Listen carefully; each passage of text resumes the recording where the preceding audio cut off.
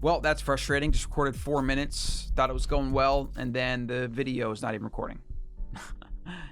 Welcome back, ladies and gents. Colin Stuckert here, the Wild CEO, for another video on something that's going to help you, hopefully. No matter where you're seeing this, I'm actually going to simulcast this. This is going to go on the Escaping Fragility podcast, my new show, and it's going to go on my main YouTube and the Ancestral Mind podcast. You can get links to everything at colin.coach. You can subscribe to all the respective shows and get all the content. My main show, mostly around health, mindset, and personal development type stuff.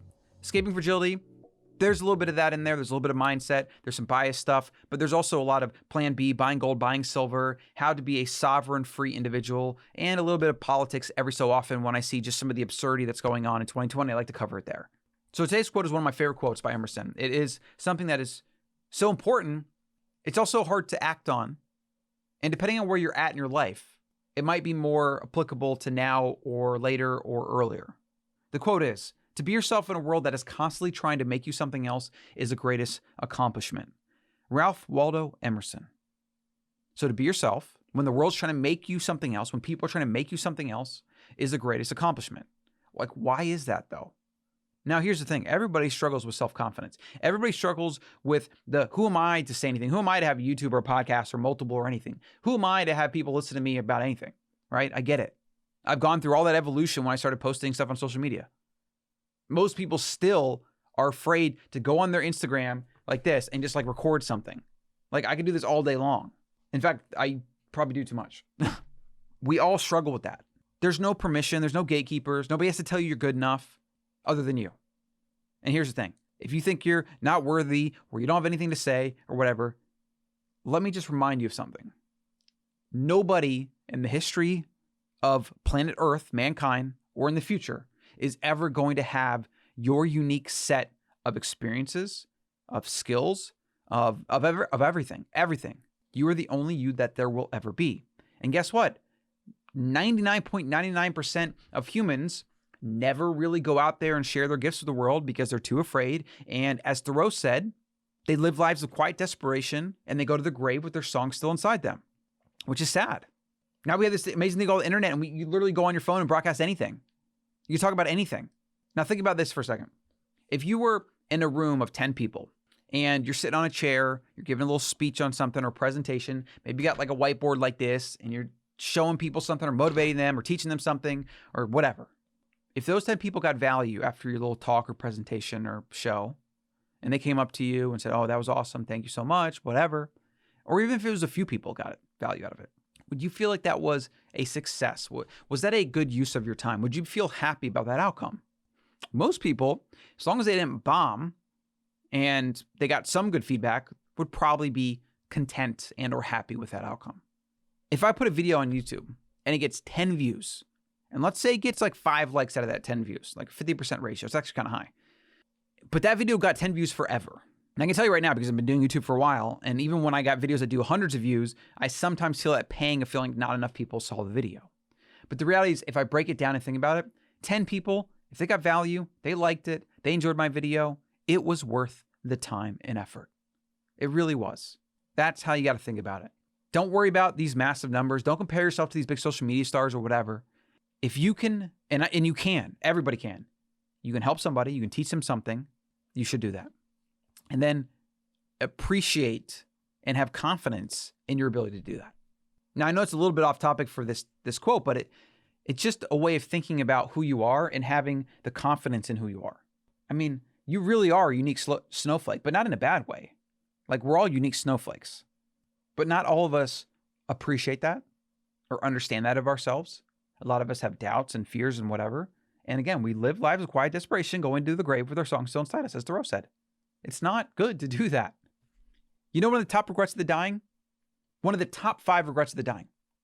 I wish I wouldn't have lived my life for other people. I wish I would have lived for myself. Can you imagine that? You end your life and you did a bunch of things. Some people, their entire lives did things that was for other people that ultimately didn't really care. Like even your parents, they want the best for you, whatever. Maybe they want you to do a certain thing. But if you didn't do it, they're going to move on. They're going to get over it. They all do. Everybody does. Your partners, your friends, your family, whatever. And if they really, really won't move on, then they don't need to be in your life. I know it's a bitter pill to swallow, but it's true. You get one chance at this life. You get one shot. And if people really care about you, they want you to be happy. So maybe that means not being a lawyer or a doctor, going into massive debt and going to school for 10 years to do something to live up to your parents' ideals or grandparents' ideals or whatever, some legacy of the family or whatever. If it's not what you want to do, don't do it. Now, I believe in this concept known as egoism. It's either egoism or egotism. Maybe somebody can correct me in the comments. It's like one of the only things I remember in community college that I went to for like a year. It's this idea that everybody does something for themselves. We are all first selfish creatures. I totally agree with this. I totally buy into this, because even if you give your life for someone else, if you're a martyr or you save someone else's life, you did it because you wanted to. You did it for yourself. If you commit your life to serving the poor, you're doing it for yourself. You do it because you want to. What that means is, if you're doing things for other people, you're doing it because you're likely afraid of their negative response. And then maybe a small part of you wants to like please them or whatever. But I guarantee you it's more from fear. And anything in life that is causing behavior from fear is always, always the wrong path to take. It's always the wrong decision to make. And it's always going to come back to bite you. Regret is going to bite you in the face. We need more people that are willing to rock the boat, to be honest. In fact, here's a quick little story. I'll let you go after this because we're already at 8 minutes. So we just had our second son, second addition to the family. It happened last week. We had a home birth, natural birth. We had a doula and midwives come here. The doula came for follow-up visit. And I was here through the whole thing. I wasn't in the room the whole time or anything. I mean, we're talking like a 30-hour ordeal, which is just simply incredible. And I will say, every female on the planet that goes through that, you have my absolute gratitude and massive respect. Because I told the doula when she asked me, well, how was the experience for you? And I said, well, honestly, I'm just sitting here thinking, I'm just really glad I don't have to go through this. And she kind of laughed like, well, at least he's honest. And Allison didn't even bat an eye. Like, this is who I am. Like, I tell the truth. Wow. Big freaking surprise. I say what I mean what I say, and I tell the truth. Holy shit. In our modern, fragile PC culture, can you believe that anybody does that? It's sad that that's the way it is. It's sad that people are surprised when you're just straight up and honest and tell the truth. But it's also something I'm extremely proud of, and I try to embrace as much as possible. And that means even saying things when they're unpleasant. That means giving feedback when they maybe don't want to hear it.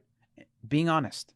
Not being worried about ruffling feathers. Not being worried about what somebody may say, think, feel, whatever.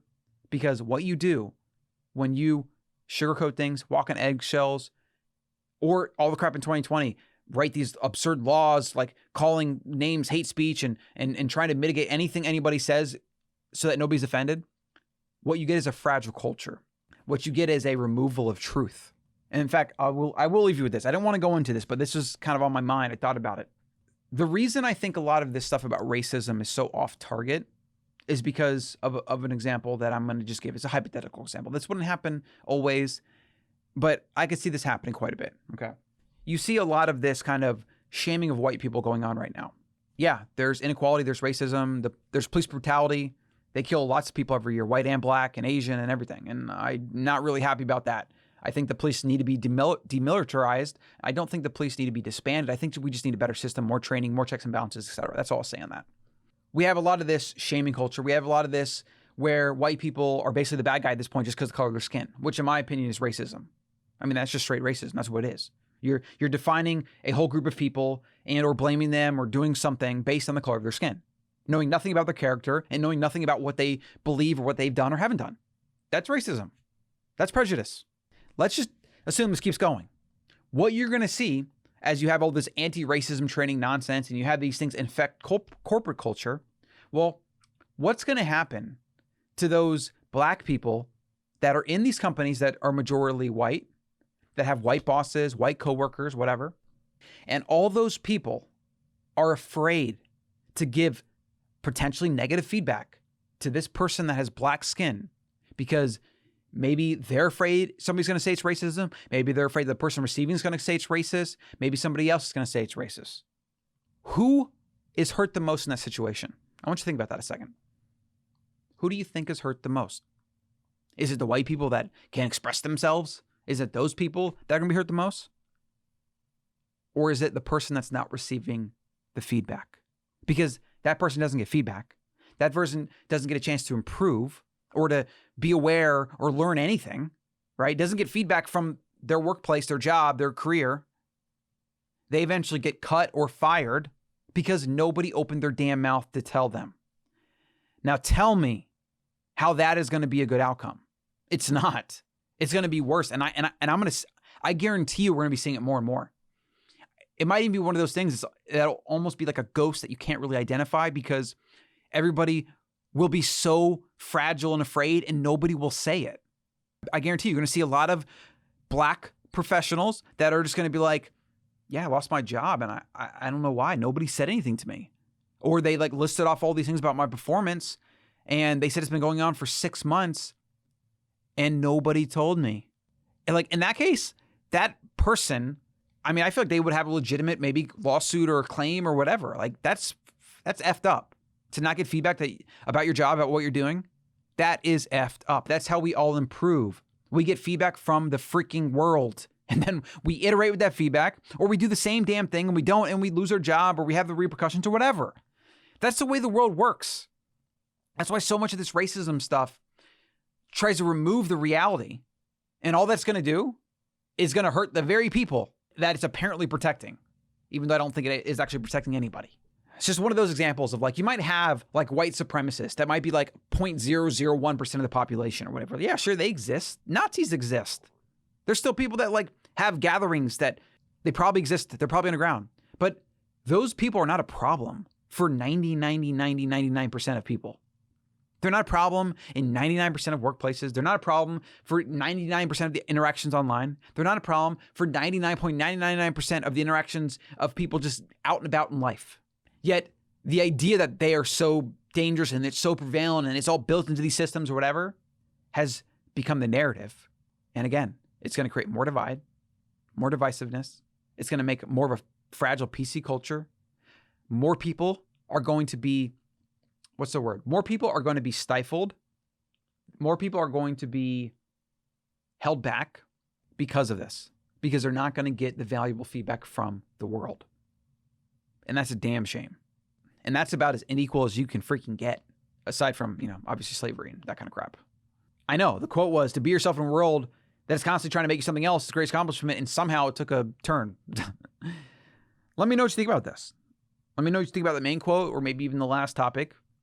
I'm curious to hear maybe a counter argument, because I could see that happening. And it's one of those examples of people yelling about problems, being angry and outraged about the imperfection of the world, and then kind of ignoring the solutions or coming up with these half-assed absurd solutions like anti-racism training and all the, like, just complete absurdity, really, with no scientific backing whatsoever. It's all that crap. Subscribe, comment, do those things if you want. If you don't, I don't know, just think better, live better, ask yourself questions, be more aware, help your family, be healthy. I'll see you in the next one.